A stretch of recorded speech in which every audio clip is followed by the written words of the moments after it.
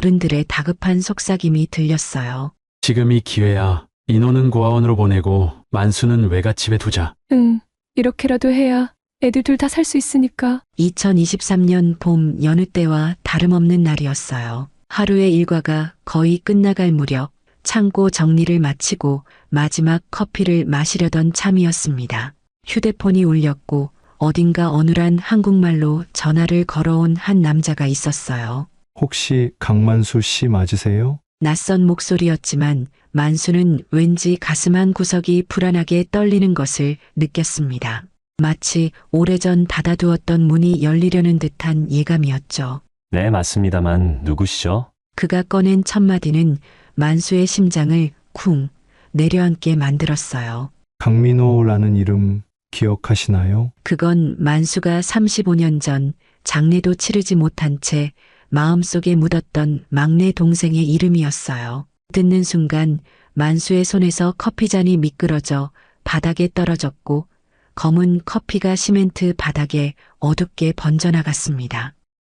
1988년 여름 서울 창신동 달동네 전기세가 끊긴 방에서 여름 더위를 식힐 유일한 방법은 마당에 쏟아지는 수돗물 한 바가지였고 밥 대신 보리개떡으로 허기를 달래던 시절이었어요. 기억 속의 장면들이 필름처럼 빠르게 지나갔습니다. 아버지는 철공소에서 해고된 뒤 집에 들어오지 않았고 어머니는 마른 기침을 밤새 토해냈어요. 막내 민호는 폐가 약해 늘 기침을 달고 살았고 형인 만수는 그저 그 모습이 당연한 줄로만 알았죠. 어느 날 아침 만수는 외할머니 댁에 잠깐 다녀오자는 말에 따라 나섰고 외갓집 앞에 도착하자마자 등 뒤에서 어른들의 다급한 속삭임이 들렸어요. 지금이 기회야. 인호는 고아원으로 보내고 만수는 외갓집에 두자. 응, 이렇게라도 해야 애들 둘 다 살 수 있으니까. 그 말은 그저 바람결처럼 스쳐 지나갔지만 그 후 며칠 동안 돌아오지 않는 부모님과 보이지 않는 동생 민호를 기다리며 만수는 매일 밤 방문을 열어두고 잠들곤 했어요. 혹시라도 민호가 돌아올까봐 어둠 속에서도 길을 찾을 수 있게 하는 작은 배려였습니다. 민호는 몸이 약해서 결국 하늘나라로 갔단다. 외할머니의 그 말은 너무 조용했지만 만수의 가슴에는 총처럼 박혔어요. 13살 소년의 마음에 씻을 수 없는 상처를 남겼습니다. 그렇게 민호는 죽은 아이가 되었고 만수의 삶에서 서서히 지워져 갔습니다. 그렇게 35년이 흘렀어요. 소풍날 동생 도시락까지 싸주던 기억, 비 오는 날 이불 속에서 동생 손 꼭 잡고 잠들던 밤, 다시 오지 않을 줄 알면서도 늘 대문을 바라보며 기다리던 시간들 그 모든 순간에 그저 슬픈 꿈이었기를 바랐지만 만수는 어느새 형이라는 이름조차 입 밖에 꺼내지 않는 어른이 되어 있었죠. 하지만 지금 한 남자가 그 이름을 꺼냈고 이름도 낯설게 바뀐 채 리처드 강이라는 외국인이 자신을 형이라고 불렀어요. 뭐라고요? 민호가 살아있다고요? 만수의 목소리가 떨렸습니다. 듣고 싶었던 말이지만 감히 꿈꾸지 못했던 현실이었습니다. 세상의 모든 소리가 멀어지는 듯했고 정신이 아득해졌어요. 형, 제가 지금 한국에 와 있어요. 만나 뵙고 할 얘기가 많아요. 만수는 핸드폰을 내려놓은 채 텅 빈 골목을 바라보다가 한참 동안 아무 말도 하지 못했어요. 그의 눈에서는 자신도 모르게 눈물이 흘러내렸고 오랫동안 꽁꽁 얼어있던 가슴 한켠이 천천히 녹아내리기 시작했습니다. 그날부터였어요. 35년 전의 기억이 하나씩 다시 피어나기 시작한 건 1988년 여름 서울 종로구 창신동 봉제 공장들이 빽빽이 붙어있던 그 골목 어귀에는 매일 아침 다림질 김이 흘러나왔고 오후엔 좁은 골목을 종종 걸음으로 뛰어다니는 아이들 소리가 넘쳐났어요. 여름철이면 미싱 돌아가는 소리와 함께 선풍기 바람으로도 식히지 못할 열기가 골목을 가득 채웠습니다. 그 골목 한켠 다 쓰러져가는 단칸방이 강만수 가족의 보금자리였죠. 방은 겨우 3평 남짓. 아버지는 봉제 공장에 하청 일을 했고 어머니는 집에서 천조각을 이어붙이며 바느질을 했어요. 만수는 13살, 민호는 5살이었습니다. 서로 다른 성격의 형제였지만 만수는 동생을 챙기는 일을 자신의 의무로 여겼어요. 형, 오늘은 반찬에 계란이 있어. 민호의 목소리는 항상 해맑았어요. 작은 키에 뭐든 신기해하는 눈빛을 가진 아이였습니다. 민호의 웃음소리는 가난했던 그 집의 유일한 행복이었는지도 모릅니다. 진짜야? 거짓말하면 돼지 되는 거야. 만수는 동생의 코를 살짝 꼬집으며 웃었습니다. 그 작은 방에서 두 형제는 서로에게 가장 소중한 존재였어요. 만수에게 민호는 지켜야 할 보물 같은 존재였고 민호에게 만수는 세상의 모든 것을 가르쳐주는 영웅이었습니다. 가난했지만 웃음이 있었어요. 엄마는 늘 피곤했지만 아이들에겐 밥보다 먼저 오늘은 뭐 재밌는 일 있었냐고 물어보던 분이었죠. 그 질문 하나가 하루의 피로를 씻어내는 마법 같았습니다. 그러던 어느 날 아버지가 일을 마치고 돌아오지 않았어요. 이틀, 사흘, 닷새 엄마는 동네 공중전화 박스를 수십 번 드나들며 어디론가 전화를 걸었지만 받는 사람은 없었죠. 어머니의 얼굴에 점점 깊은 그림자가 드리워졌고 그녀의 눈에서 희망의 빛이 사라져갔습니다. 그 무렵 민호의 기침이 다시 심해졌어요. 밤마다 열이 나고 젖은 수건을 이마에 올려줘도 떨어지지 않던 열기. 창신동의 허름한 방 안에는 아이의 거친 숨소리만 가득했습니다. 만수야, 민호한테 이불 잘 덮어줘. 너만 믿는다. 엄마는 약 구하러 다녀올게. 어머니의 목소리에는 절박함이 묻어 있었습니다. 만수는 고개를 끄덕이며 동생 곁을 지켰습니다. 어머니가 문을 나서며 뒤돌아본 눈빛이 지금 생각해보면 이미 작별의 눈빛이었는지도 모릅니다. 그날 만수는 민호의 손을 꼭 잡고 잠이 들었어요. 한밤중에도 민호는 형, 무라고 속삭였고 만수는 자다 깨서 부엌에서 식은 보리차를 가져다 주곤 했죠.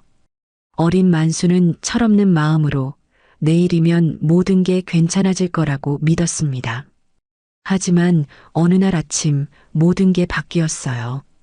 해는 떴고 골목은 평소처럼 시끄러웠지만 방 안은 이상할 만큼 조용했어요. 눈을 비비며 일어난 만수는 옆자리가 비어 있음을 발견했습니다. 이불을 들춰보니 민호가 없었고 어머니도 보이지 않았어요. 부엌에도 뒷마당에도 길 건너 철공소 쪽에도 아무도 없었죠. 가슴이 덜컥 내려앉는 느낌이었습니다. 처음으로 세상에 혼자 남겨진 것 같은 공포가 만수를 엄습했어요. 배고픔보다 더한 불안감이 온몸을 떨게 했습니다. 외할머니가 나타난 건 그날 오후였어요. 바닥에 신문을 깔고 앉은 만수에게 엄마가 잠깐 다녀올 곳이 있어. 민호는 병원에 가야 해서 외삼촌이 데려갔단다. 그렇게 말했어요. 근데 왜 짐도 없고 아무 말도 없이? 만수의 질문에 외할머니는 대답하지 못했습니다. 그저 손을 떨며 고개를 돌렸을 뿐이었어요. 너무 아파서 급하게 간 거야. 곧 돌아올 거야. 외할머니의 목소리는 떨렸고 그녀의 눈빛은 만수를 똑바로 보지 못했습니다. 어린 만수의 마음에도 이 말이 진실이 아니라는 것을 알 수 있었습니다. 그것은 어른들이 아이를 안심시키기 위한 거짓말 같았어요. 만수는 그 말이 거짓이라는 걸 어렴풋이 느꼈어요. 엄마가 민호를 두고 그냥 다녀올 리가 없다는 걸 어린 마음에도 알 수 있었어요. 그날 밤 만수는 방문 앞에서 이불을 덮고 잠들었고 한밤중에 깬 그는 민호의 웃음소리가 환청처럼 들려오는 듯한 착각에 빠졌죠. 그 여름 그 골목에서 그는 가족이라는 단어의 의미를 하나씩 잃어가기 시작했던 거예요. 따뜻했던 보금자리는 이제 차갑고 적막한 공간으로 변해갔습니다. 며칠 뒤 외할머니는 조용히 말했어요. 민호는 하늘나라로 갔단다. 만수야. 만수는 고개를 끄덕였어요. 하지만 그 순간 그는 분명히 봤어요. 외할머니의 손이 떨리고 있었다는 걸. 그리고 그녀의 눈빛 속에 감춰진 진실이 있다는 것을. 만수는 며칠째 밤잠을 이루지 못했어요. 리처드 강, 민호가 남긴 목소리는 귀에서 떠나질 않았고 그 이름이 들릴 때마다 그가 꾼 꿈의 일부처럼 봉인됐던 1988년의 여름이 또렷하게 떠오르곤 했죠. 이제는 오래된 흑백 사진처럼 흐릿했던 기억들이 갑자기 선명한 컬러 영상처럼 되살아났습니다. 민호야, 정말 너 맞는 거지? 그는 용산 창고 뒤편에 세워진 작은 책상을 정리하다 말고 서랍 깊은 곳에서 오래된 편지 한 장을 꺼냈어요. 열쇠로 잠근 서랍, 그 안에 고이 접혀있던 종이 한 장. 만수는 편지를 펼쳐보는 순간 숨이 막혔습니다. 1988년 9월 외갓집 주소로 도착한 편지. 발신인은 경북 푸른 보육원. 편지는 찢어지고 바랬지만 수신인은 분명히 강민호였어요. 14살 생일 때 외할머니가 몰래 건네준 편지였습니다. 내가 알아야 할 것 같아서라는 말과 함께 아이의 입소가 확인되었습니다. 상태는 양호하며 별다른 이상은 없습니다. 그 한 줄뿐인 문장은 만수에게 심장을 2번 멈추게 했어요. 첫째는 민호가 죽지 않았다는 사실. 둘째는 외가 식구들이 알고 있었을지도 모른다는 사실. 만수는 그때 이 편지를 받고 외할머니에게 물었지만 그녀는 그저 관례적인 편지일 뿐이라며 더 이상의 설명을 거부했습니다. 만수는 그날 바로 버스를 타고 경북 안동 근처의 작은 보육원터를 찾았습니다. 서울에서 안동까지 가는 버스 안에서 그는 어떤 말을 해야 할지, 무엇을 물어봐야 할지 계속 마음속으로 되뇌었습니다. 하지만 그가 도착한 곳에서 본 광경은 기대와 달랐습니다. 그곳은 이미 폐허였어요. 건물은 허물어졌고 잡초만 무성했고 간판은 녹슨 철골만 앙상하게 남아 흔들리고 있었죠. 한때 많은 아이들이 뛰어놀았을 마당은 이제 폐타이어와 쓰레기만 쌓여 있었습니다. 늦었구나. 만수의 목소리가 텅 빈 폐건물에 울려 퍼졌습니다. 그 순간 느낀 허망함은 말로 표현할 수 없을 정도였어요. 35년이라는 시간이 너무 길었던 겁니다. 근처 동네 작은 슈퍼에 들러 물으니 그 보육원 벌써 10년도 전에 문 닫았지요. 무슨 입양 문제로 시끄럽다 하더만 이라는 말만 돌아왔어요. 노인의 말에는 이상하게 미심쩍은 뉘앙스가 깔려 있었습니다. 그 말을 듣는 순간 만수의 머릿속엔 오래전 어렴풋한 기억 하나가 스쳐 지나갔어요. 한겨울 눈이 내리던 날, 낯선 차에 민호가 태워지던 순간, 그때 엄마 옆에 서 있던 낯선 여자, 외투 자락에 푸른 보육원 원장이라고 쓰여 있었던 명찰, 이제야 그 파편 같은 기억이 하나로 연결되는 것 같았습니다. 그 장면은 짧았지만 마치 누군가 일부러 그 기억을 눌러놨다가 다시 꺼내보게 하는 것처럼 선명했어요.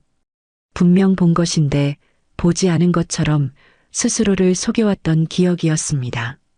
내가 그때 민호 손을 놓지 않았더라면 그 손을 왜 그땐 잡지 못했을까? 그는 가방에서 리처드가 보낸 서류 복사본을 다시 펼쳤어요. 입양 서류엔 출생지 경북 안동, 부모 이름 무기명, 보육원장 박정욱이라는 서명이 적혀 있었어요. 그 글씨체는 사무적이고 차가웠지만 그 안에 민호의 운명이 담겨 있었습니다. 박정욱. 박정욱이라 그 이름은 어디선가 분명히 들었던 이름이었어요. 그리고 그 이름을 떠올리는 순간 만수는 문득 자신이 외갓집에 맡겨졌던 바로 그 시절의 외삼촌 대화가 머릿속에서 다시 재생되기 시작했어요. 그 원장 말이야. 원래 애들 입양시키고 뒷돈 좀 챙기는 거로 유명했잖아. 괜히 우리까지 엮이지 않게 조심해. 부엌 문 뒤에서 우연히 들었던 그 대화, 어린 만수는 그 의미를 이해하지 못했지만 이제야 그 뜻을 알게 되었습니다. 돈으로 아이들을 거래했다는 것. 자신의 동생도 그런 거래의 일부였을지도 모른다는 생각에 만수의 가슴이 찢어질 듯 했습니다. 만수는 그제야 알았어요. 민호의 입양은 그저 가난 때문만은 아니었다는 걸. 무언가 조직적이고 냄새나는 일이 엮여 있었다는 걸요. 그리고 자신의 가족도 그 거대한 흐름 속에 휩쓸려 버린 것이었습니다. 그날 밤 만수는 편지 한 장을 꺼내어 리처드에게 보냈어요. 그 안엔 짧은 문장 하나만 적혀 있었죠. 혹시 입양 당일을 기억하니? 박정옥이라는 사람 그 이름 들어본 적 있니? 그리고 며칠 뒤 리처드에게서 도착한 답장은 단 한 문장이었어요. 그 이름 기억나요. 아주 선명하게요. 그 답장을 받은 순간 만수는 공기가 빠지는 듯한 느낌을 받았습니다. 이제 의심의 여지가 없었습니다. 민호는 분명 그의 동생이었고 35년 전 그 겨울날 낯선 여자의 손에 이끌려 보육원으로 간 것이 사실이었습니다. 용산역 근처의 작은 찻집.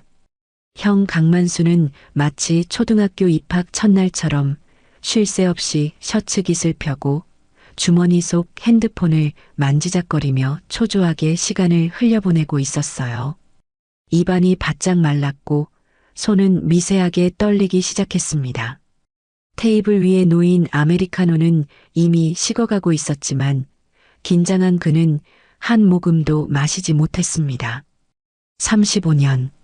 한 사람은 그 시간 동안 누군가를 죽은 사람처럼 품에 묻고 살았고 또 다른 한 사람은 자신이 누구였는지도 모른 채 남의 나라에서 살아왔어요. 그리고 지금 그 두 개의 세월이 한 테이블 위에서 마주하게 된 거예요. 문이 열렸고 어딘지 어색한 정장을 입은 한 남자가 걸어 들어왔어요. 짙은 눈매, 높은 콧대, 그리고 이상하게 익숙한 턱선. 하지만 그 얼굴은 강만수가 기억하던 민호의 그것과는 너무도 달랐어요. 5살 꼬마의 얼굴이 39 남자의 얼굴로 바뀌어 있었고 그 사이에 놓인 세월은 외울 수 없을 만큼 깊어 보였습니다. 강만수 씨 맞으신가요? 저 리처드입니다. 형은 벌떡 일어났고 머뭇거리다 결국 리처드의 어깨를 두 손으로 감싸 안았어요. 그 순간 그의 눈엔 벌써 눈물이 고였고 가슴속 수백 번, 수천 번 불렀던 이름이 목구멍 끝까지 차올랐죠. 민호야. 민호 맞지? 형이다, 형. 그 말을 내뱉는 순간 만수의 목소리가 갈라졌습니다. 너무 오랫동안 불러보지 못했던 이름이라 그런지 입 밖으로 나오는 순간 목소리가 떨려왔습니다. 하지만 리처드의 눈빛은 조용했고 어딘가 낯설었어요. 그는 어색하게 포옹을 받아들이며 얌전히 자리에 앉더니 이내 조심스럽고 단호한 말을 꺼냈죠. 죄송합니다. 저는 기억이 그렇게 또렷하진 않아요. 형이라고는 들었지만 솔직히 감정이 따라오질 않네요. 그 순간 강만수는 누가 자신의 가슴에 돌덩이를 던진 듯한 기분이었어요. 그리웠고 만나고 싶었고 하루에도 몇 번씩 상상했던 이 순간이었지만 동생은 그를 기억하지 못했어요. 마음의 준비를 했다고 생각했지만 실제로 그 말을 들으니 숨이 막혔습니다. 그리고 그보다 더 아픈 건 그 기억이 형의 잘못으로 사라졌을지도 모른다는 생각이었어요. 만약 그날 더 강하게 민호를 붙잡았다면, 만약 도망쳐서라도 민호를 데리고 나왔다면, 이런 생각들이 마음속에서 사정없이 울려 퍼졌습니다. 입양되고 나서 이름도 바뀌고 새로운 가족, 새로운 언어, 새로운 문화 속에서 어느 순간부터는 그냥 그게 내 인생이구나 싶었어요. 리처드의 말은 차분했지만 그 속에는 말로 표현할 수 없는 복잡한 감정이 담겨 있었습니다. 그는 한국말을 조금 어눌하게 구사했지만 그래도 의사소통하는 데는 문제가 없었습니다. 그 말이 끝나고도 만수는 말없이 고개만 끄덕였어요. 하지만 그 안에는 불붙는 죄책감이 들끓고 있었죠. 민호야, 그때 내가 너를 붙잡았어야 했어. 차문을 열고 너를 끌어안고 도망쳐서라도 다시 데리고 왔어야 했는데 왜 그게 그렇게 무서웠을까? 마음속으로 끊임없이 자책하며 만수는 커피잔만 만지작거렸습니다. 침묵이 이어졌고 두 사람 사이에는 보이지 않는 벽이 서 있는 듯 했습니다. 근데 정말 그게 다였어요? 왜 나를 찾지 않았어요? 리처드의 질문은 조용했지만 그 안에는 오랜 세월 동안 쌓인 의문과 서운함이 담겨 있었습니다. 그의 눈빛은 부드러웠지만 그 안에서 만수는 왜 버려두었냐는 무언의 질문을 읽었습니다. 만수는 아무 말도 하지 못했어요. 할 말이 없어서가 아니라 너무 많은 말이 마음속에 엉켜 있었기 때문이었죠.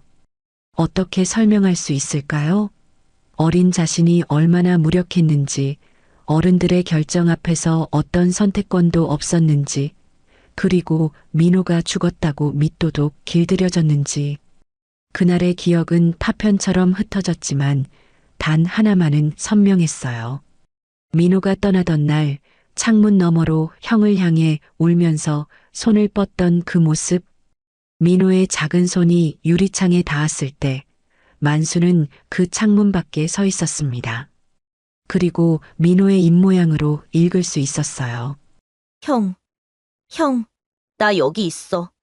나 여기 있다고. 하지만 그 순간 만수는 아무것도 하지 못했어요. 울지도 뛰지도 못했어요. 어른들의 말이 무섭고 세상이 무서웠고 자신이 너무 작게 느껴졌어요. 그 장면은 35년이 지난 지금도 악몽처럼 만수를 괴롭혔습니다. 그때 나는 너무 겁이 났어. 도망갈 힘도 없고 붙잡을 용기도 없었어. 만수의 목소리가 떨렸어요.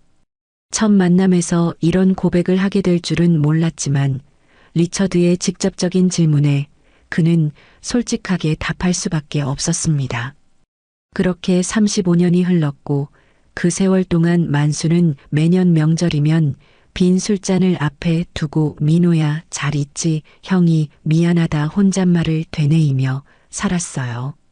그것이 그가 할 수 있는 전부였습니다. 하지만 지금 민호는 그 기억을 하지 못했고 심지어 형에게 왜 날 찾지 않았느냐고 묻고 있었어요. 그것은 평생 준비했어도 대답하기 어려운 질문이었습니다. 형이 날 찾지 않은 거라면 그것도 받아들일게요. 하지만 리처드는 잠시 머뭇거리더니 용기를 내어 마음속 깊은 질문을 꺼냈습니다. 그의 눈빛은 진지했고 목소리는 낮았습니다. 당신은 날 버린 거였나요? 그가 꺼낸 말은 만수가 평생 외면하고 싶었던 말 한마디였어요. 그 질문 앞에서 만수는 숨을 쉴 수 없을 만큼 가슴이 조여왔습니다. 그는 민호를 버린 적이 없었지만 구하지도 못했어요. 그 사이에 놓인 애매한 죄책감이 평생 그를 괴롭혀왔던 거였지요.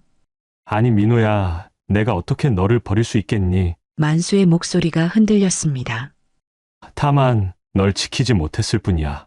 첫 만남은 그렇게 서로의 상처를 확인하는 자리가 되었습니다. 하지만 상처를 확인하는 것이 때로는 치유의 시작이 되기도 합니다. 어릴 적 기억은 참 희미했어요.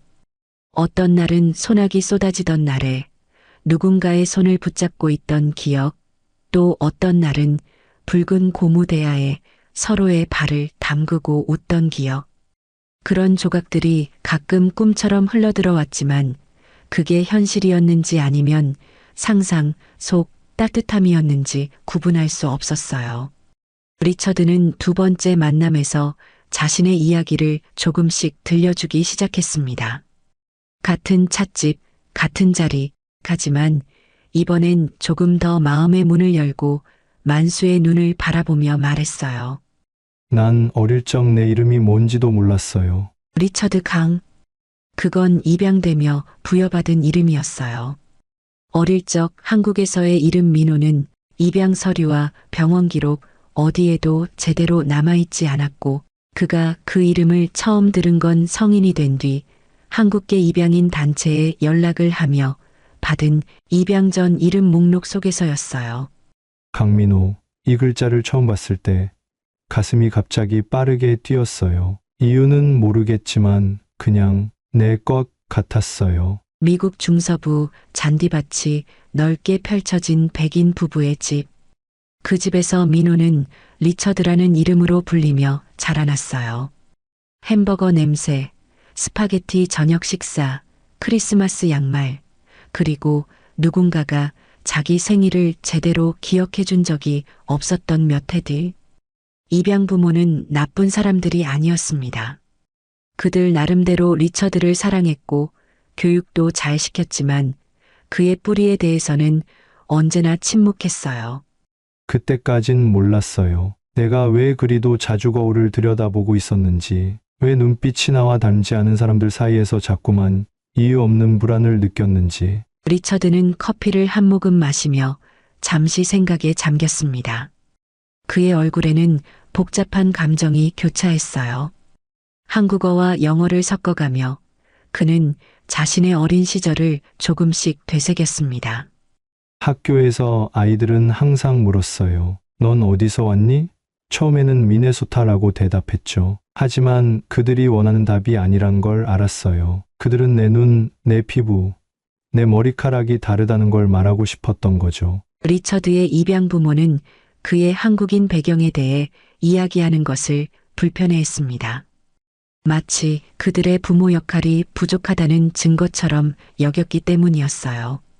그들의 침묵은 리처드의 정체성 혼란을 더욱 깊게 만들었습니다. 그렇게 민호는 자신이 어딘가 잘못 태어난 느낌을 지니며 자라났고 청소년기에 들어서면서부터는 부모와의 갈등이 점점 더 잦아졌어요.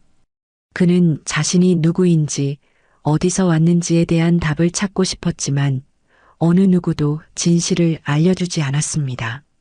고등학교를 졸업한 뒤 저는 유학을 핑계로 한국을 처음 방문했어요. 부모님께는 문화 체험이라고 했지만 사실은 나를 찾으러 온 거였죠. 그때 처음 맡은 서울의 냄새, 버스 안에서 스친 김치 냄새와 기계음 섞인 안내방송.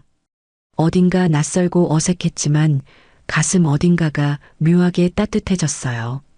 언어는 이해할 수 없었지만 거리의 표정, 사람들의 몸짓, 심지어 공기 중의 습도까지도 그의 몸이 기억하는 것 같았습니다.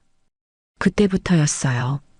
그가 민호라는 이름을 찾기 시작한 건 한국 입양인 단체의 도움을 받아 서류를 뒤지고 보육원 기록을 조사하기 시작했습니다. 그 과정은 몇 년이 걸렸고 끝없는 막다른 골목에 부딪히기도 했지만 그는 포기하지 않았습니다. 처음엔 가족을 그리워한 게 아니라 그냥 내가 어디로 돌아가야 할까를 찾고 있었던 것 같아요. 리처드의 말은 담담했지만 그 안에는 깊은 상실감이 담겨 있었습니다. 자신의 정체성을 찾아 헤매는 그 여정이 얼마나 외롭고 고통스러웠는지를 짐작하게 했어요. 가족 사진이 없었고 기억나는 얼굴도 없었고 단지 밤에 혼자 잘 때 머리맡에 떠오르는 손 하나. 그 손이 어른인지 형인지 엄마인지도 몰랐지만 늘 따뜻했어요. 때로는 꿈에서 그 손을 잡으려 했지만 항상 손가락 끝이 스치기 직전에 깨어나곤 했습니다. 그 손이 이불을 덮어주던 느낌, 그 손이 이마를 쓰다듬던 기억, 그건 민호가 붙잡고 있던 유일한 과거의 증거였죠. 이제 형이라 불리는 사람이 그 기억의 주인공이라고 말했지만 마음속 퍼즐은 여전히 맞지 않았어요. 35년이라는 시간은 형제라는 이름 앞에서도 쉽게 지워질 수 없는 낯설음을 만들었죠. 그것은 씻을 수 없는 상실의 자국이었습니다. 리처드는 잠시 침묵한 뒤 용기를 내어 질문했습니다. 그의 목소리는 평소보다 작았고 단어 하나하나를 조심스럽게 선택하는 듯 했어요. 형 혹시 어릴 적에 나한테 하얀 곰인형 하나 주지 않았어요? 그 순간 만수는 숨이 멎는 줄 알았어요. 충격으로 눈이 커졌고 손이 저절로 떨렸습니다. 그 인형은 민호가 보채던 날 시장에서 500원 주고 산 중고 인형이었어요. 소문난 구두쇠였던 아버지 몰래 몇 주간 모은 용돈으로 사준 작은 선물이었죠. 밤마다 꼭 안고 자던 그 인형은 민호가 떠나던 날 이불 속에 남아 있었어요. 기억하냐, 민호야. 그 인형, 너 떠나고도 형이 오랫동안 가지고 있었어. 만수의 목소리가 떨렸어요. 당연히 리처드가 그 인형을 기억할 리 없다고 생각했는데 어떻게 기억하는지 놀라웠습니다. 민호가 어린 나이에 입양됐음에도 그런 작은 물건을 기억한다는 것은 그만큼 그것이 소중했다는 증거였습니다. 난 그 인형을 미국으로 가져가지 못했어요. 하지만 가끔 꿈에서 봐요. 하얀 곰인형이 내 이불 위에 앉아있는 모습을. 비어있던 시간들이 조금씩, 아주 조금씩 채워지고 있었어요. 기억은 여전히 흐릿했지만 감정은 분명히 살아있었어요. 그들의 이야기는 점점 더 깊어지고 서로에 대한 낯선 생각은 조금씩 녹아내리고 있었습니다. 대화가 자연스러워진 어느 순간 리처드는 조심스럽게 또 다른 질문을 던졌어요. 형, 근데 그때 엄마는 왜 나한테 인사도 안 하고 갔던 걸까요? 그 질문에 만수는 아무 말도 하지 못했어요. 왜냐하면 그날 아침 어머니가 문 앞에 서서 떨던 뒷모습을 그는 아직도 생생하게 기억하고 있었거든요. 어머니의 그 비밀스러운 이별의 순간을 어떻게 설명해야 할지 몰랐습니다. 만수는 말을 잃었어요. 그 질문은 마치 오래된 상자를 억지로 열어젖히는 것 같았어요. 이미 잊었다고 생각했던 기억들이 고요하게, 하지만 너무 또렷하게 떠올랐죠. 목구멍이 메어오고 가슴이 조여왔습니다. 만수는 깊게 숨을 들이쉬고 오랫동안 묻어두었던 기억을 꺼내기 시작했습니다. 그날 아침 그가 본 것을, 그리고 들은 것을. 그날 아침, 창신동 골목은 유난히 조용했어. 평소보다 일찍 일어났는데 엄마가 부엌에서 뭔가를 싸고 계셨어. 만수의 목소리는 과거로 돌아간 듯 어린아이의 눈으로 그 장면을 바라보고 있었습니다. 그의 말을 듣는 리처드의 눈빛도 점점 진지해졌어요. 민호는 안 깼지. 그냥 이대로 재워두자. 어머니의 낮은 목소리가 아직도 귓가에 맴도는 것 같았습니다. 만수는 계속해서 그날의 기억을 더듬었어요. 난 문틈 사이로 엄마의 뒷모습을 봤어. 움츠린 어깨, 떼낀 앞치마 끝자락을 계속 만지작거리며 서 있던 모습. 그때 엄마는 한참을 말없이 방 안을 들여다봤어. 네가 작은 이불 속에서 숨을 고르고 있었고 그 옆에 놓인 하얀 곰인형은 너보다 더 작아 보였어. 만수의 목소리가 떨렸습니다. 35년 전의 기억이 이토록 생생할 수 있다는 게 그 자신도 놀라웠어요. 미안해, 민호야. 엄마는 널 지켜주지 못할 것 같아서. 만수는 어머니의 그 말을 그대로 전했습니다. 리처드의 눈에 순간 빛이 스쳤어요. 그는 자신의 이름을 부르는 어머니의 목소리를 상상하는 듯 했습니다. 그 말은 숨죽인 울음처럼 어둠 속에 흘러갔어. 그리고 엄마는 너의 이마에 살며시 입을 맞춘 뒤 말없이 등을 돌렸어. 만수가 계속 이야기하는 동안 리처드의 눈에는 점점 눈물이 고이기 시작했습니다. 그는 자신이 기억하지 못하는 순간, 하지만 그에게 너무나 중요한 순간을 들으며 숨을 죽였습니다. 그 순간 문틈 뒤에서 몰래 지켜보던 나는 목이 꽉 메었어. 소리내서 울 수도 뛰쳐나갈 수도 없었지. 왜냐면 그건 작별 인사가 아니라 아이를 떠나보내는 기도였거든요. 엄마는 민호에게 마지막 인사를 하는 것이 아니라 민호를 안전하게 보내달라는 기도를 하고 있었던 겁니다. 엄마 왜? 아무 말도 안 해. 왜 그저 눈물만 흘리는 거야? 어린 만수의 속마음이 그때와 같은 목소리로 흘러나왔습니다. 그날 이후 어머니는 사라졌고 민호도 사라졌고 그 방 안에는 아무도 남지 않았어요.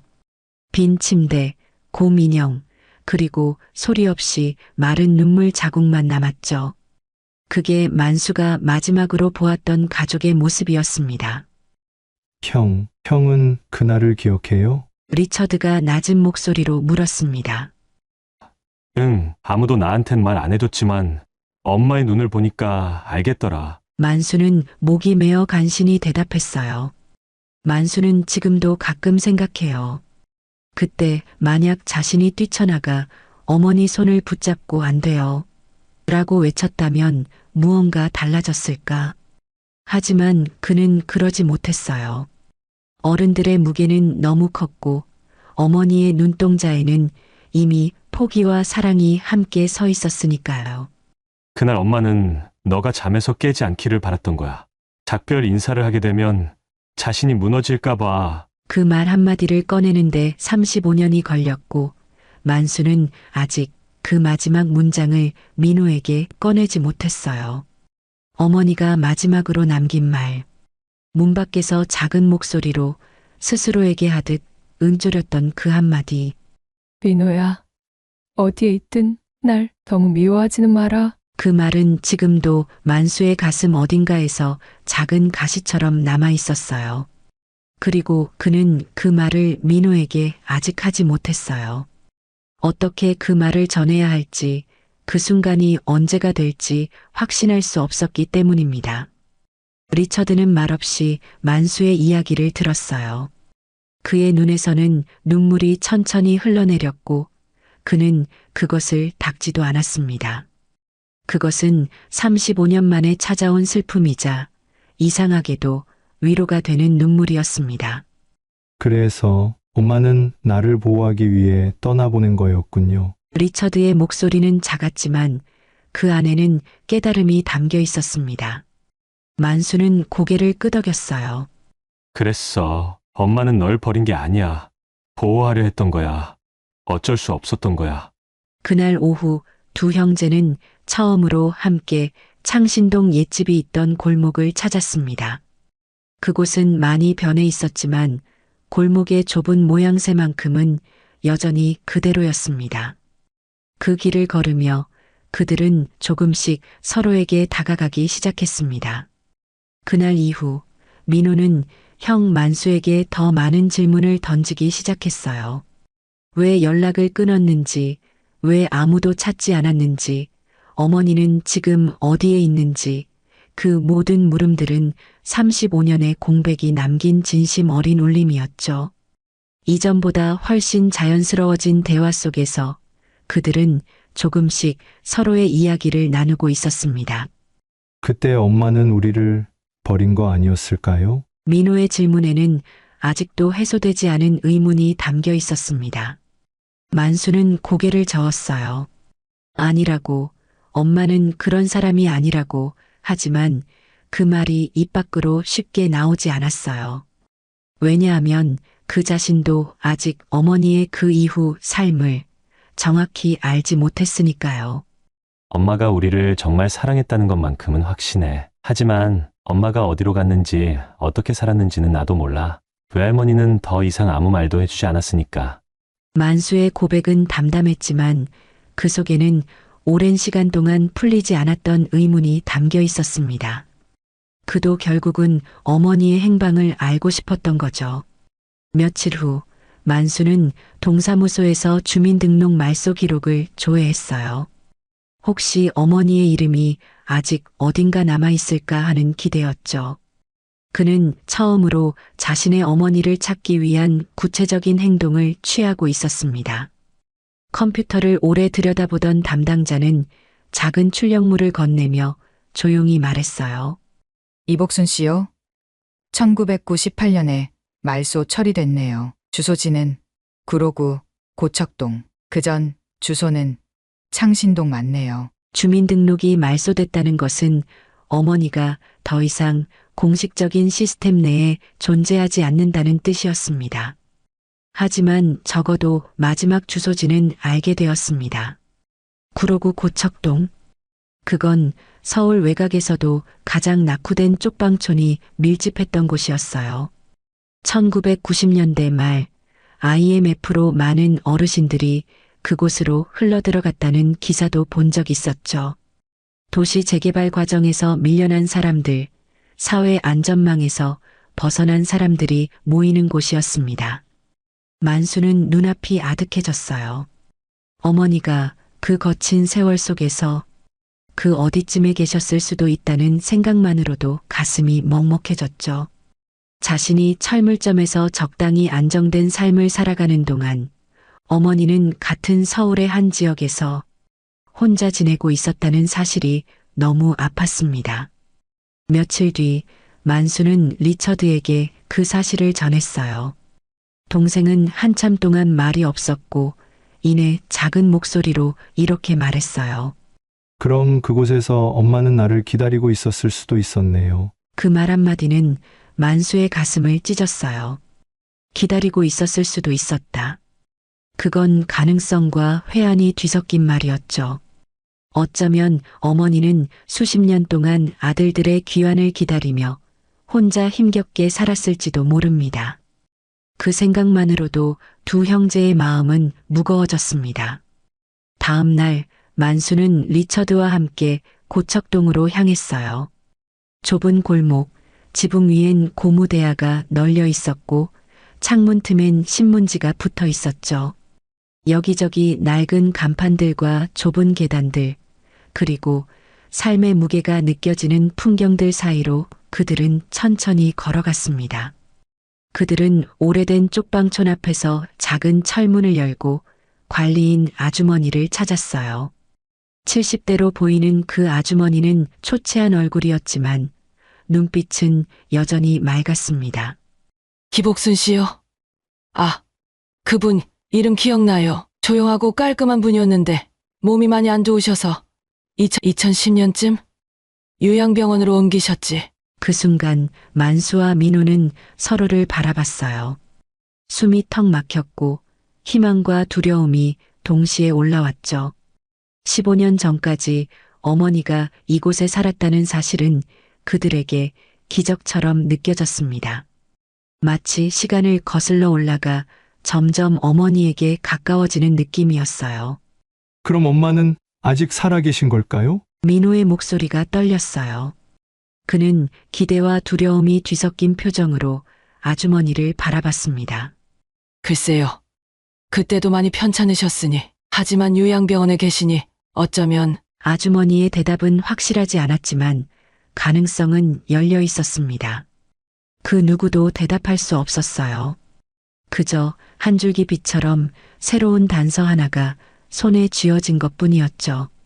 그 단서는 기적처럼 다가왔고 동시에 너무 늦은 만남일 수도 있다는 공포도 함께 안겨주었어요. 쪽방 관리인 아주머니는 서랍에서 뭔가를 찾더니 종이 쪽지를 하나 건넸어요. 요양병원 이름은 아마 이거였을 거예요. 간호사가 종종 찾아왔었거든요. 그 쪽지엔 낯선 이름이 적혀 있었어요. 진명효 요양병원, 경기도 군포시, 그리고 그 아래 작은 메모 하나가 더 붙어 있었어요. 가끔 이름을 부르시곤 했어요. 민호야, 얼른 밥 먹고 형이랑 놀아야지. 그 말을 들은 순간 두 형제의 눈에 눈물이 고였습니다. 어머니는 그들을 잊지 않았던 거예요.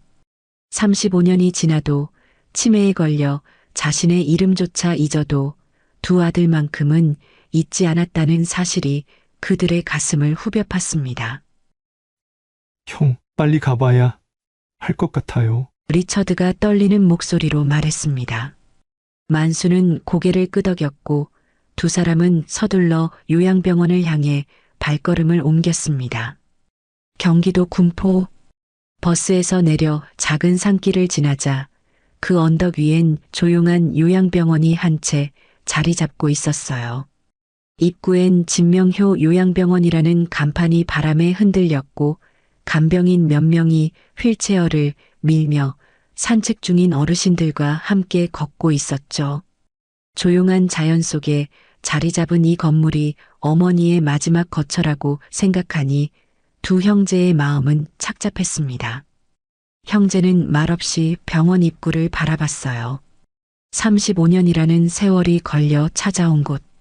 한 걸음 한 걸음이 마치 수십 킬로그램의 돌덩이를 안고 걷는 듯 무겁게 느껴졌어요. 손에는 땀이 배어 나왔고 다리가 후들거리는 느낌이었습니다. 형, 만약 엄마가 정말 우리를 기억 못하면 민호의 목소리는 떨렸습니다. 그의 말에는 그래도 괜찮을까라는 불안이 담겨 있었어요. 그래도 우리는 기억하니까. 만수의 짧은 대답이었지만 그 속에는 깊은 의미가 담겨 있었습니다. 우리가 어머니를 기억하는 것, 그것이 중요한 거라는 생각이었어요. 리셉션 데스크에 문의하자 간호사는 고개를 끄덕였어요. 그녀의 표정에는 약간의 놀라움이 비쳤습니다. 이복순 어르신이요? 네, 지금 3층에 계세요. 치매가 있으셔서 대화가 길게는 어렵지만 가끔 아주 또렷하게 무언가를 중얼거리곤 하세요. 그런데 가족분들은 처음 뵙는 것 같은데요. 그 말에 만수의 마음이 무너졌습니다. 어머니가 이곳에 오랫동안 계셨는데 단 한 번도 가족이 방문하지 않았다는 뜻이었으니까요. 그 생각에 만수는 자책감을 느꼈지만 이제라도 찾아온 것에 감사했습니다. 형제는 엘리베이터를 타고 3층으로 올라갔어요. 복도는 조용했고 어르신들 방마다 흘러나오는 라디오 소리, 환자복에 달린 이름표들이 눈에 들어왔어요. 소독약 냄새와 묘하게 낯익은 병원 특유의 음식 냄새가 섞여 있었습니다. 305호. 문 앞에 도착했을 때 두 사람은 동시에 숨을 들이쉬었어요. 형제는 서로를 바라봤고 만수가 천천히 문을 두드렸습니다. 엄마, 나야, 만수야. 기억나? 만수의 목소리가 떨렸어요. 그는 조심스럽게 어머니의 휠체어 앞으로 다가갔습니다. 어머니는 천천히 고개를 돌렸고 만수는 35년 만에 어머니의 얼굴을 다시 보았습니다. 시간은 그녀의 얼굴에 깊은 주름을 새겼지만 눈빛만큼은 여전히 그가 기억하는 어머니의 그것이었습니다. 이복순 씨는 고개를 천천히 돌렸어요. 그 눈빛엔 낯설미 가득했어요. 누구세요? 어머니의 목소리는 가늘었고 목소리 안에는 혼란스러움이 담겨 있었습니다. 그녀는 분명 만수를 알아보지 못했고 그 순간 만수의 심장은 무너져 내리는 것 같았습니다. 민호는 가슴이 철렁 내려앉았어요. 그토록 보고 싶었던 얼굴이 눈앞에 있는데 그 얼굴이 자기를 모른다고 말했을 때 그건 두 번째로 가족을 잃는 느낌이었어요. 하지만 그는 용기를 내어 한 걸음 더 다가갔습니다. 저예요, 엄마. 민호요, 막내, 민호. 민호의 한국어는 서툴렀지만 그 말만큼은 또렷했습니다. 그의 목소리에는 그동안 쌓아온 35년의 그리움이 담겨 있었어요. 하지만 어머니는 고개를 갸웃하며 손을 허공에 허우적거렸어요. 혼란스러운 눈빛으로 두 사람을 번갈아 바라보았습니다. 민호는 아파요. 언제 왔어요? 그 말은 기억의 단편 속 어딘가에 남아있던 어머니의 마음이었어요. 그녀는 지금 자신이 누구인지 이곳이 어디인지도 몰랐지만 민호라는 이름 하나만은 마치 오래된 습관처럼 되뇌고 있었어요. 그것은 치매도 지우지 못한 어머니의 사랑이었습니다. 엄마는 민호를 잊지 않았던 거야. 몸은 잊었어도 마음은 놓지 않았던 거야. 만수는 눈물이 흐르는 것을 막지 않았습니다. 그의 감정은 복합적이었어요. 슬픔과 기쁨, 안도와 후회가 뒤섞여 쏟아져 나왔습니다. 민호는 천천히 다가가 어머니의 손을 조심스레 잡았어요. 차가운 손, 하지만 잡힌 그 손끝은 살짝 떨렸어요. 마치 무언가를 기억해내려 애쓰는 것처럼 보였습니다. 엄마, 괜찮아요. 기억 못해도 괜찮아요. 난 이제 엄마에게 다시 왔어요. 민호의 목소리는 부드러웠고 그의 눈빛에는 무한한 이해가 담겨 있었습니다. 자신을 기억하지 못하는 어머니에 대한 원망이 아니라 그녀가 자신의 아들임을 인정해주는 것만으로도 충분하다는 듯이 말했습니다. 그 순간 이복순 씨가 창밖을 가리키며 갑자기 작은 소리로 중얼거렸어요. 형이랑 놀아야지. 형이 기다린다. 그 말에 민호는 더는 참지 못하고 울음을 터뜨렸어요.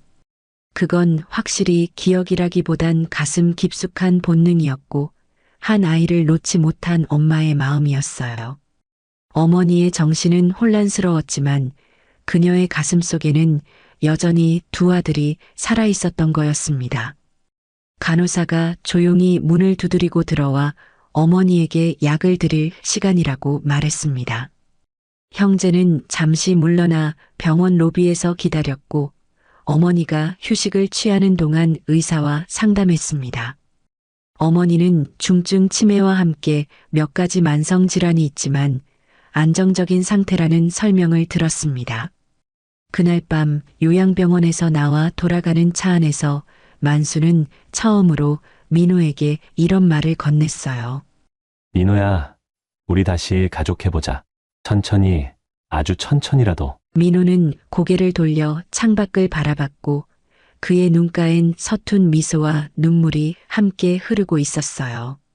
그것은 동의의 표시였고 35년 만에 다시 시작하는 가족의 여정의 출발점이었습니다. 그래요. 형, 우리 천천히 시작해봐요. 이제 와서 급할 게 뭐 있겠어요. 민호의 말에는 평화가 깃들어 있었습니다. 오랫동안 마음 한 구석을 채우고 있던 공허함이 조금씩 채워지는 느낌이었을까요? 요양병원에서 돌아온 그날 이후 만수와 민호는 매주 한 번 어머니가 계신 병원을 찾아갔어요. 그들은 자신들만의 작은 의식을 만들어 나갔습니다. 어머니에게 과일을 깎아드리고 좋아하시던 노래를 틀어드리고 때로는 그저 창밖을 함께 바라보는 시간을 가졌습니다. 형은 어머니의 손을 씻기고 동생은 조심스럽게 머리를 빗어드렸고 어머니는 비록 그들이 누구인지 알지 못했지만 그 손길을 받아들이는 얼굴엔 어느새 미소가 조금씩 피어나기 시작했어요. 어머니는 혼란스러운 기억 속에서도 자신에게 다정한 두 남자가 찾아온다는 것을 몸이 기억하는 듯 했습니다. 요즘 이복순 어르신 표정이 참 부드러워졌어요. 두 분이 오시는 날이면 특히 말이 좀 많아지시거든요. 간호사는 미소 지으며 그들에게 말했습니다. 그 말에 형제는 서로를 바라보며 뿌듯함을 느꼈습니다. 민호는 여전히 혼란스러웠어요. 한국말은 여전히 어눌했고 이제껏 살아온 시간 속엔 가족이라 부를 누군가가 존재하지 않았으니까요. 그는 한국과 미국 사이에서 강민호와 리처드 강 사이에서 자신의 정체성을 다시 찾아가는 과정에 있었습니다. 하지만 그 손, 어머니의 손을 잡을 때 느껴지는 체온은 이해보다 앞서 가슴으로 와닿았어요. 피는 물보다 진하다는 말이 어쩌면 이런 순간을 두고 하는 말인지도 모릅니다. 엄마가 이름은 몰라도 우리를 느끼고 있다는 건 이상하게 알겠어요. 민호는 어느 날 병원 카페테리아에서 만수에게 말했습니다. 그의 눈빛은 점점 더 부드러워지고 있었어요. 만수는 민호의 그 말에 아무 대답을 하지 않았지만 그저 고개를 살짝 끄덕였어요. 그 또한 민호가 처음 한국에 왔을 때보다 훨씬 편안한 눈빛을 하고 있다는 걸 느꼈죠. 처음 만났을 때의 긴장감은 이제 사라지고 그 자리에 형제로서의 유대감이 자라나고 있었습니다. 햇살이 쏟아지던 병실. 어느 평화로운 오후 어머니는 창밖을 멍하니 바라보고 있었고 만수는 병상 옆 작은 의자에 앉아 쭈뼛쭈뼛 무언가를 꺼냈어요. 그는 가방에서 조심스럽게 종이로 쌓인 물건을 꺼내 풀었습니다. 그건 아주 오래전 민호가 어릴 적 좋아하던 그 하얀 곰 인형이었어요. 35년의 세월이 지나며 인형은 누렇게 변색되고 한쪽 팔은 찢어져 있었지만 만수는 그것을 소중히 간직해 왔습니다. 찾았어. 그때 너가 데리고 다니던 인형, 형이 아직도 가지고 있었어. 만수가 인형을 건네자 어머니의 눈빛이 순간 반짝였습니다. 그녀는 천천히 손을 뻗어 인형을 만졌고 그녀의 입술이 희미하게 움직였어요. 아무 소리도 내지 않았지만 그 순간만큼은 어딘가 과거로 돌아간 듯 했습니다. 민호는 아무 말도 하지 못했어요. 그 인형은 이미 낡고 누렇게 변했지만 형이 그걸 여태까지 간직하고 있었다는 사실에 입을 다물 수 없었어요. 너무나 소중한 물건을 자신에게 건네는 형의 모습에 민호는 깊은 감동을 느꼈습니다. 우리 진짜 가족이었네요. 그 말이 민호의 입술에서 흘러나왔어요. 그것은 확인이자 인정이었습니다. 이제 그는 자신의 뿌리를 느꼈고 그 뿌리는 형과 어머니에게 이어져 있었습니다. 그날 이후 형제는 작은 약속을 하나씩 늘려갔어요. 요양병원에서 돌아오는 길엔 꼭 분식집에서 떡볶이와 오뎅을 사 먹고 어머니가 좋아하던 7080 노래를 번역기로 들려주며 하루 한 곡씩 들려드렸어요. 민호는 이제 한국 음식의 맛에 점점 익숙해져 갔고 만수는 동생에게 한국어를 가르쳐 주면서 그들만의 시간을 쌓아갔습니다. 형, 엄마가 제일 좋아하던 노래 그 겨울의 찻집 맞죠? 민호가 어느 날 병실에서 물어봤어요. 그의 눈빛에는 호기심과 함께 기대감이 담겨 있었습니다. 그래, 민호 너가 그 노래만 나오면 춤췄었지. 발로 리듬을 타는 게 어찌나 웃겼던지. 만수는 추억 어린 웃음을 지으며 대답했습니다. 그의 얼굴이 환해지는 것을 보며 민호도 미소 지었습니다. 그 웃음은 둘 다 몰랐던 시절의 기억을 다시 맞춰가는 가족만의 작은 의식이 되었어요. 서로의 삶에 녹아들면서 그들은 잃어버렸던 시간을 조금씩 채워가고 있었습니다. 그리고 어느 날 민호가 조용히 제안을 했어요. 두 사람은 어머니의 병실 창가에 앉아 석양을 바라보고 있었습니다. 가을 햇살이 창문을 통해 은은하게 비추고 있었어요. 형, 나 여기 남아있을까 해요. 미국 돌아가지 않고 여기서 엄마랑 형이랑 조금만 더 같이 있고 싶어요. 그 말은 단순한 제안이 아니었습니다. 그것은 인생을 바꾸는 결정이었고 35년 동안 쌓아온 삶을 모두 뒤로하고 새로운 시작을 하겠다는 의미였어요. 미국에서의 직장, 친구들, 익숙한 환경을 모두 떠나 한국에서 다시 시작하겠다는 것이었습니다. 만수는 그 말을 듣고 아무 대답도 하지 못한 채 긴 침묵을 흘렸어요. 그 말은 가족이 되겠다는 말, 35년의 공백을 메우겠다는 말이었고 그토록 기다렸던 말이기도 했으니까요. 하지만 그는 동생에게 큰 희생을 강요하고 싶지 않았습니다. 민호야, 우리 정말 다시 가족이 될 수 있을까? 만수는 낮고 떨리는 목소리로 물었어요. 그 질문에는 희망과 두려움이 함께 담겨 있었습니다. 민호는 창밖으로 지나가는 노란 은행잎을 바라보며 살짝 고개를 끄덕였어요. 그의 눈빛은 확신에 차 있었습니다. 형, 가족은 그냥 함께 있어주는 거잖아요. 그 단순하지만 깊은 말에 만수의 마음은 따뜻해졌습니다. 어쩌면 그것이 가족의 본질일지도 모릅니다. 복잡한 정의나 조건이 아니라 그저 함께 있어주는 것, 서로의 아픔을 나누고 작은 행복을 함께하는 것. 민호는 그 진실을 오랜 방황 끝에 깨달은 것인지도 모릅니다. 그날 이후 민호는 한국 체류 기간을 연장하고 한국에서의 취업 가능성을 알아보기 시작했습니다. 만수는 자신의 작은 아파트 한 칸을 동생에게 내주었고 둘은 비록 좁지만 함께 지내며 서로의 삶을 조금씩 배워가기 시작했습니다. 민호는 어머니 병실 서랍에서 꺼낸 낡은 상자를 조심스럽게 열었어요. 간호사가 이복순 씨의 개인 물품이라며 건네준 작은 나무 상자였습니다. 그 안엔 오래된 손수건, 고장난 장난감 열쇠고리, 그리고 흑백 사진 한 장이 조심스럽게 접혀 있었죠. 민호는 사진을 펼쳤습니다. 흑백 사진 속에는 젊은 여자와 남자, 그리고 두 아이가 있었어요. 창신동 골목길 앞에서 찍은 듯한 그 사진 속에는 웃고 있는 가족의 모습이 담겨 있었습니다.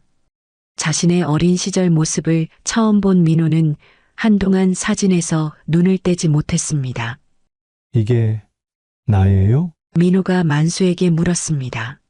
그래. 넌 항상 사진에서 웃고 있었어. 카메라만 보면 방실방실 웃던 녀석이었지. 만수의 대답에 민호는 깊은 생각에 잠겼습니다. 하지만 이번엔 그 안에서 편지 봉투 하나가 추가로 나왔어요. 사진 뒤에 붙어 있던 얇은 봉투였습니다. 외곽은 발에 있었고 접힌 모서리는 거의 닳아 사라지려 했지만 분명히 붓펜으로 이렇게 적혀 있었어요. 받느니 민호에게, 보내느니 엄마 박정옥. 박정옥? 엄마가 직접 제 이름으로 편지를? 민호는 충격을 받은 듯 물었어요. 그는 박정옥이라는 이름이 입양 서류에 서명한 보육원장의 이름이라고 알고 있었거든요. 그런데 어머니가 그 이름으로 편지를 썼다는 것은 무언가 비밀이 있다는 의미였습니다. 민호는 떨리는 손으로 봉투를 열었어요. 편지지는 오래돼 마치 비에 젖었다 마른 종이처럼 굽어 있었어요. 글씨는 굴곡졌고 문장은 서툴렀지만 그 안엔 엄마의 마음이 있었어요. 단단한 숨결, 그리고 무거운 침묵이 배어 있었죠. 민호야, 그날 너를 보냈을 때 나는 너를 지은 게 아니라 너를 지키려 했단다. 만수가 옆에서 조용히 편지를 읽기 시작했습니다. 편지의 내용이 점점 펼쳐질수록 두 형제의 눈빛은 깊어져 갔습니다. 우리가 살던 동네는 더 이상 안전한 곳이 아니었어. 내 아빠가 진 빚 때문에 너마저 데려가려는 사람들이 있었어. 그 사람들은 내가 데리고 있다고만 하면 너를 내줄 걸 알았지. 그래서 엄마는 일부러 널 고아원에 맡기면서 기록에서 지우려고 했단다. 그 구절을 읽는 순간 만수의 눈빛이 변했습니다. 어머니가 왜 그런 극단적인 선택을 했는지 이제야 이해가 되기 시작했습니다. 그것은 어머니의 자의적인 선택이 아니라 생존을 위한 고육지책이었던 거였습니다. 민호야, 내가 너를 안고 도망쳤다면 널 지킬 수 있었을까? 그땐 돈도 방법도 그 누구의 도움도 없었단다. 그저 너 하나만이라도 그 손이라도 따뜻한 데 가 있었으면 해서. 편지 속 어머니의 목소리는 이제 생생하게 두 형제의 귓가에 울려 퍼졌습니다. 그것은 35년 전의 목소리였지만 마치 옆에서 말하는 것처럼 또렷했습니다. 민호는 편지를 쥔 채 입술을 꾹 다물었어요. 그 순간 모든 오해가 무너졌고 그가 35년 동안 마음속에 쌓아둔 왜 날 버렸느냐는 원망이 눈물처럼 흘러내렸죠. 그동안 가슴 한켠에 자리 잡고 있던 버림받았다는 상처가 어머니의 편지로 인해 치유되기 시작했습니다. 엄마는 날 숨긴 거였어. 버린 게 아니라 지킨 거였어. 민호는 속으로 되뇌었습니다. 그의 눈에서 눈물이 흘러내렸고 그것은 슬픔보다는 해방감에 가까웠습니다. 만수 역시 눈을 떼지 못했어요.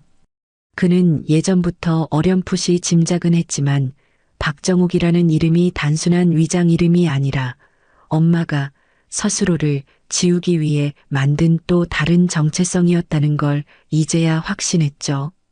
어머니는 아이들을 지키기 위해 자신의 이름과 존재까지 지웠던 겁니다.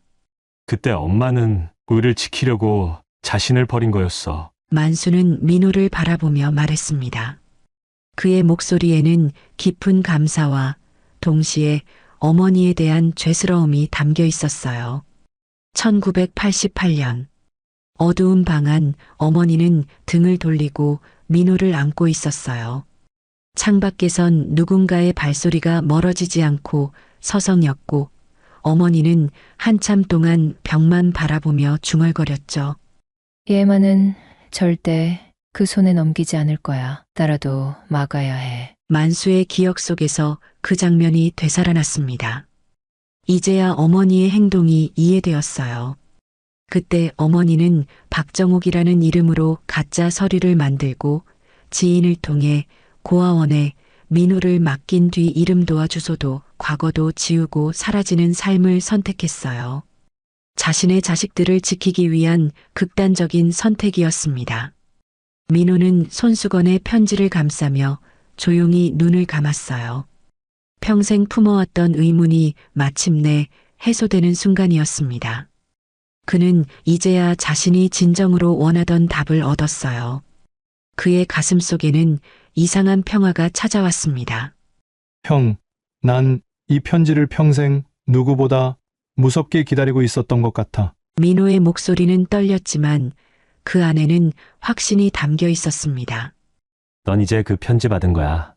어느 누구보다 오래오래 걸려서 받았지만. 만수는 동생의 어깨를 감싸며 말했습니다. 그의 목소리에는 형으로서의 따뜻함이 담겨 있었어요. 그날 밤 형제는 오래된 곰 인형 옆에 사진과 편지를 나란히 두었어요. 민호의 작은 원룸 테이블 위에 놓인 그 물건들은 마치 작은 재단처럼 그들 가족의 재회와 화해를 상징하고 있었습니다. 사진 속의 두 아이는 그저 웃고 있었지만 이제는 그 웃음 뒤에 어머니의 결단과 눈물이 있었다는 걸 그들은 모두 알게 되었죠. 사진 속의 행복은 결코 가볍지 않았고 어머니의 희생 위에 지어진 것이었습니다. 편지 봉투의 안쪽 붙어있던 작은 종이 쪽지 하나, 거기엔 이렇게 쓰여 있었어요. 언젠가 이 아이들이 다시 찾아오거든 아무 말도 하지 말고 이 편지를 대신 건네주세요. 그리고 그 아래 붉은색 잉크로 작게 적힌 글자. 내 아이들 기억하지 않아도 그들이 나를 기억해 줄 거라 믿습니다. 그 문장을 읽는 순간 형제의 눈에 다시 눈물이 고였습니다. 어머니는 자신이 치매에 걸려 아이들을 기억하지 못할 날이 올 것을 이미 예감했던 걸까요? 그리고 그럼에도 불구하고 아이들이 자신을 찾아와 줄 것이라 믿었던 걸까요? 그 믿음은 너무 애틋해서 두 형제의 가슴을 더욱 아프게 만들었습니다. 가을이 깊어졌어요. 요양병원의 마당에선 낙엽이 바람에 나뒹굴었고 하늘은 하루가 다르게 투명해졌어요. 병원 3층 창가 자리. 그곳엔 매주 화요일 한 테이블에 둘러앉은 세 사람의 시간이 흐르고 있었어요.